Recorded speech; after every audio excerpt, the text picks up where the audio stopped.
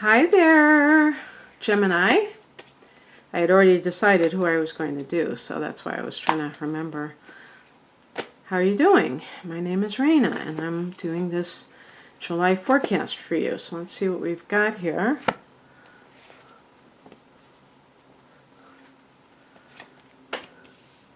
As you probably know, we have eclipses in July as well as a Mercury retrograde. So the Mercury, it's so funny because the Mercury retrograde is going to be in your house, the third house. So Mercury rules that house. So that should be fun because it'll be a full-on deal where it could have a lot to do, you know, with the contracts and stuff like that. But it goes back into your second house. It goes back into Cancer. And then the eclipses are in that second house and the eighth house. It's in the money houses for you. So, oh, it's funny. Haha. How did I not see this? Because this was the first card I drew. This is the heart of the matter. The Five of Pentacles is a card that is associated with lack consciousness. Now, you know, I love, don't get me wrong, I love the Morgan Greer deck, which this is. The Five of Pentacles in this deck is like, don't get it, you know. But you can see that that is, the background is supposed to represent stained glass. I mean, I think, but in the Rider-Waite deck, they have stained glass. And that, you know, has that spiritual connotation. But also in this particular deck, they have it just as yellow. So yellow is the color of the third chakra, okay? It's funny, you're the third house and that's the third chakra. And the third chakra is power. And money is connected, and it's actually money, I'm sorry, the third chakra is connected to the color yellow because it has that connotation with power. If you think about Leo, Leo is connected to the Strength card, which you could say is another, you know, is a synonym for power. Well, kind of, you know, pretty much. And money is connected. Gold is connected to that issue of, you know, money has always been connected with power. Because the more money you have, the more you can, in a way, the more you can control in your life. It's not the end-all be-all, for sure. But you have more control over your life. More freedom. You know, if you have a certain amount of money. So, with the Five of Pentacles, it's very, very important to understand that it's not about actually having lack. Could be that you're dealing with the aftermath of perhaps getting laid off. And by the way, this may be something that has already happened to you in June, because the eclipse energy cannot be just limited to the date that it's occurring in July. It's actually could be ahead of time or afterwards. And it's just about change. And for you, these are the money houses. And sometimes, this is the funny thing about it, is it might be something very positive, because the solar eclipse of powerful new moon is happening in your second house of earned income. So suffice it to say that you may have many more opportunities for earning money. So it doesn't have to be something bad. The key is how you process it, how you relate to it. If you think that your the changes that are happening are threatening to you in some way, you're going to contract. You're going to pull back and feel a sense of restriction. And you know, again, I'm going along with this theme of financial resources, but this could be a romantic relationship. You may have had some kind of connection with a soulmate. This is in the past position. And that is maybe even haunting you. I'm not talking about like necessarily a recent contact with somebody that you consider a soulmate. This is also the past. So this could be, a high school sweetheart or something like that. But this could be just somebody that you always compare your current partner to. And that is a form of lack consciousness, because you're seeing the glass half empty. You're saying, this person just doesn't hold a candle to so-and-so. And it's creating that sense of something not being good enough and lack, and then you are always looking for the next greatest thing. So the Five of Pentacles, this may be all in your head, but it could definitely be affecting, your life, what is happening to you. And that could be unfortunate if it's not something good. That could feel really lousy. And so I guess the moral of the story is, how are you able to get back into that feeling of appreciation? I was just reading about this. I'm reading this book about, it's funny, I'm reading this book about, and then I'm like, it's a book about, manifestation, I think. It's a shamanism book. But I can't remember the title of it. I have so many books. But they're talking about how important it is. I think it's a woman talking about how important it is to feel grateful. Feel a sense of, that positivity of like, yes, life is working in my favor. And not getting into this lack consciousness. And she has recommendations on how to do that. And one of them is keep a gratitude journal. Keep some kind of a record of all the things that you're grateful for. Also to notice when it's happening.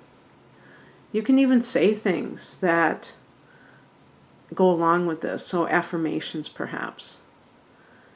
And this is, what I'm talking about here is if you're looking to have a really great relationship, that deep connection that you may be looking for. And maybe you feel like you found that with somebody who, for some reason, it didn't work out. Remember that when something doesn't work out, it's very easy to kind of romanticize it, I would say, and like see it as, oh wow, this was this amazing relationship, when in fact it may have had more flaws in it than you remember, because maybe it's been decades since you've experienced that relationship. So because Gemini is an air sign, there's always that abstract quality that tends to view life in certain concepts.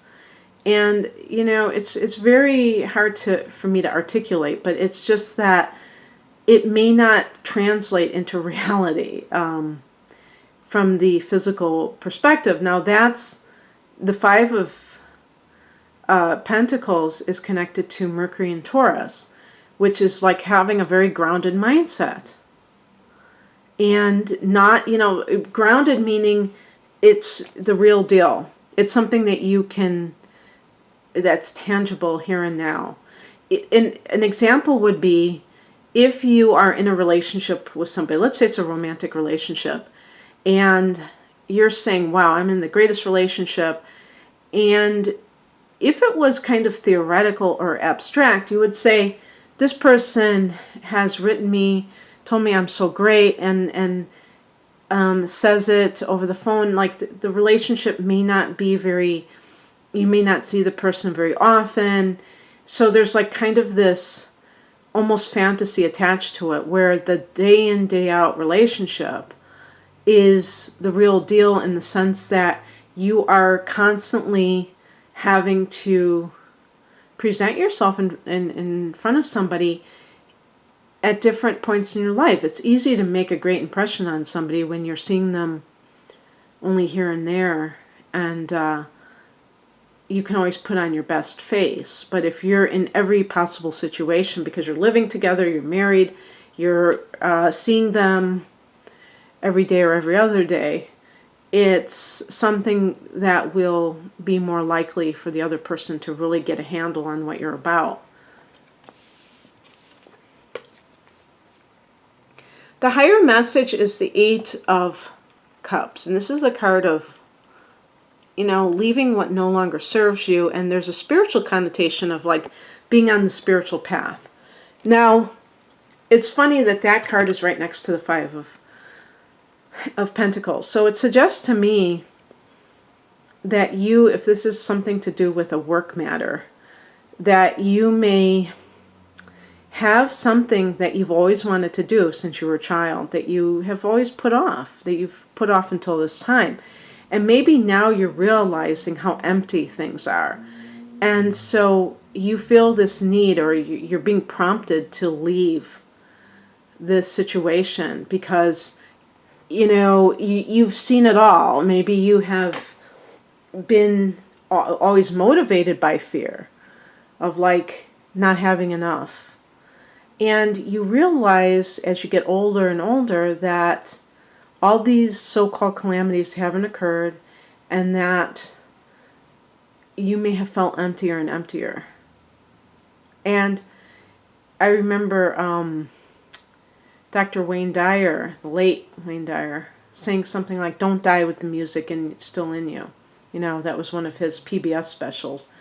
And that kind of mentality, I think, eventually reaches many people where they feel like there was something they came here to do that they haven't done because they're too concerned with material matters.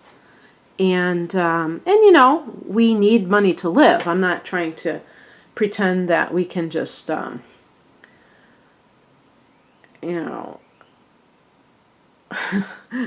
if I told you everything that was in my mind, it would just, something that came into my mind was fart unicorns, which was just, I was thinking, that's weird. Why did I think that?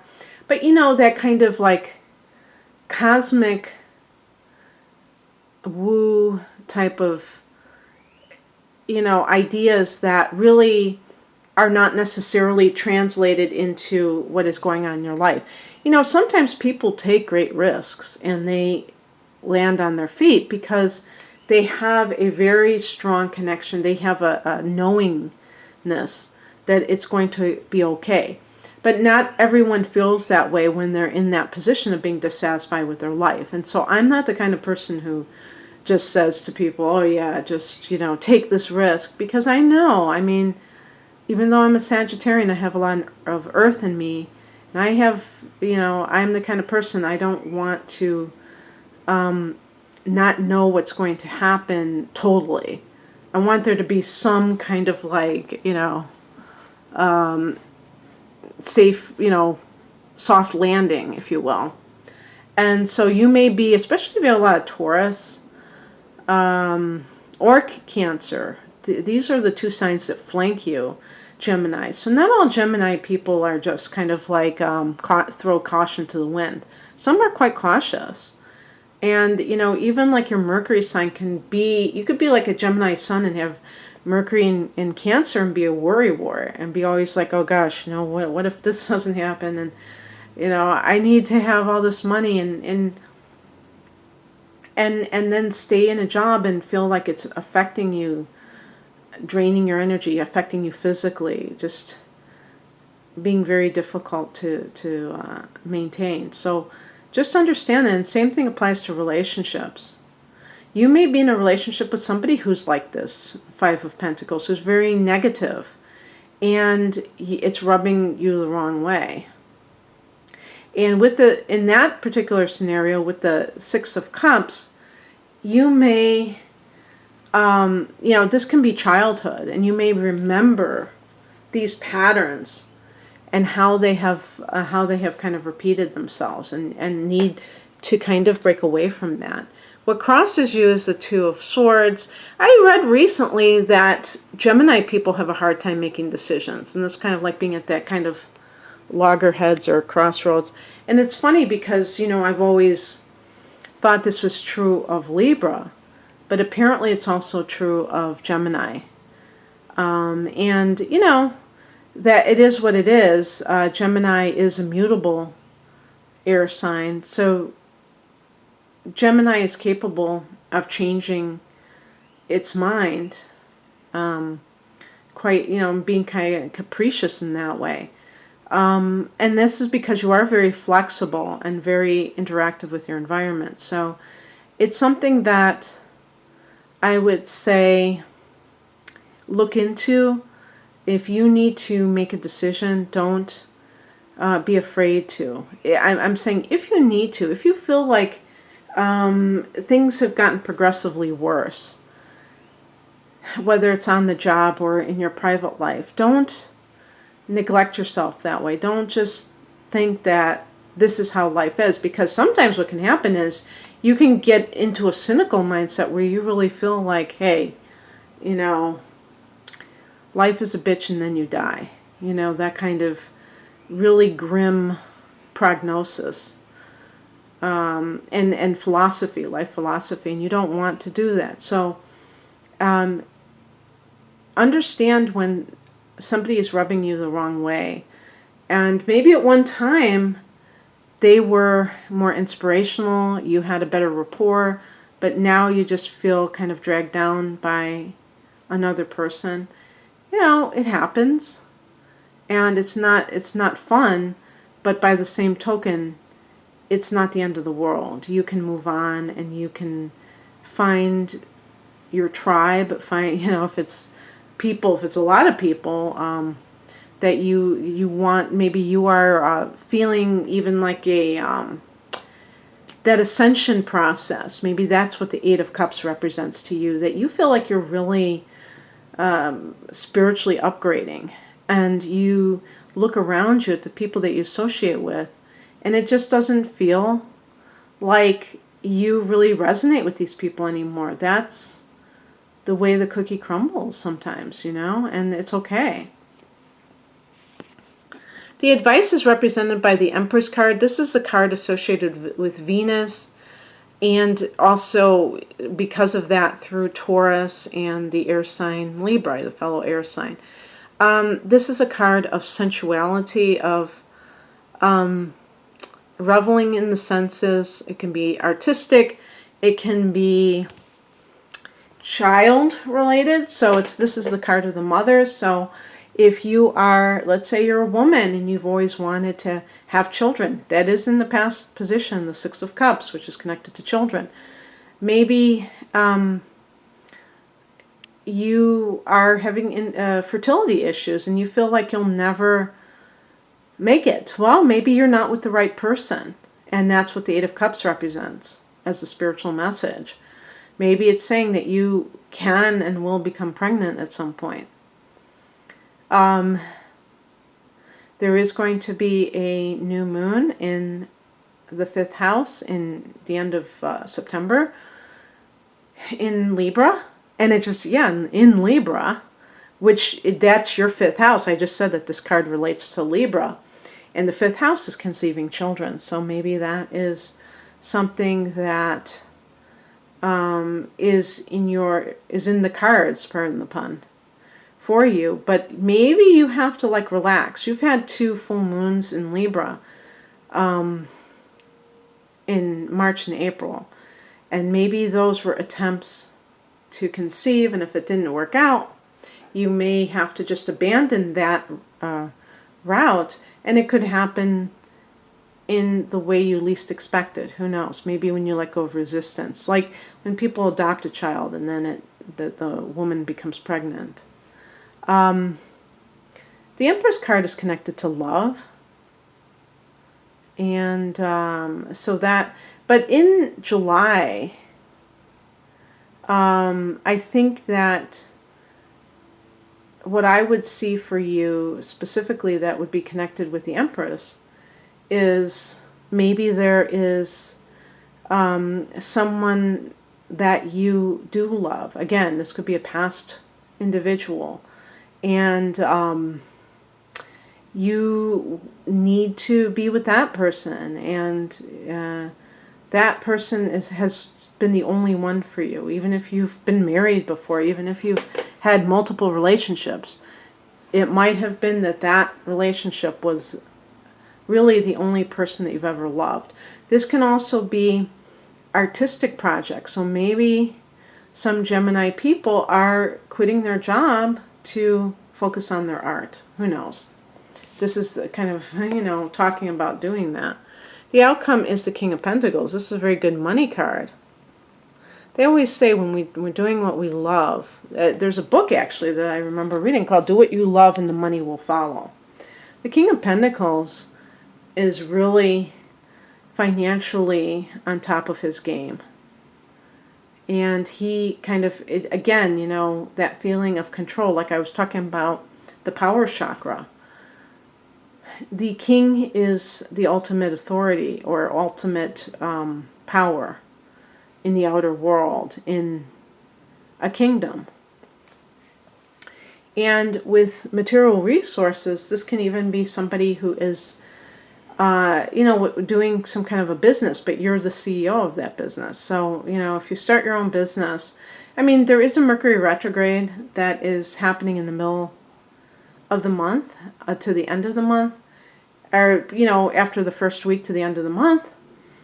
And so it has been said that it's not a great time to launch anything new. However, I read somebody very famous in the spiritual community who she said she does launch things during Mercury retrogrades, at least one in particular, and she's very successful. And I kind of get inspired by that because I love, out of the matrix kind of thinking. I think you can use astrological timing and still not be a slave to it, I think that there's a possibility to kind of look at when there are going to be certain transits that might not be the most favorable, and still say, you know what, I'm going to buck tradition and I'm going to launch something new during Mercury retrograde, maybe because you're ruled by Mercury and you think that you have a special affinity for Mercury or what. But I just wanted to let you know in case that is something that concerns you. And it doesn't even have to be in July, but something in the near future, maybe the next 90 days, where you really are taking your ideas, your creative ideas, and making money from them. Yeah, you have these two cards in a row, the Empress and then the King of Pentacles, and maybe that's where you will see your wealth. So anyway, Gemini, I hope that you enjoyed this. If you'd like a personal reading, the link is below. My website is reinamoon.astrology.com. Take care. Bye.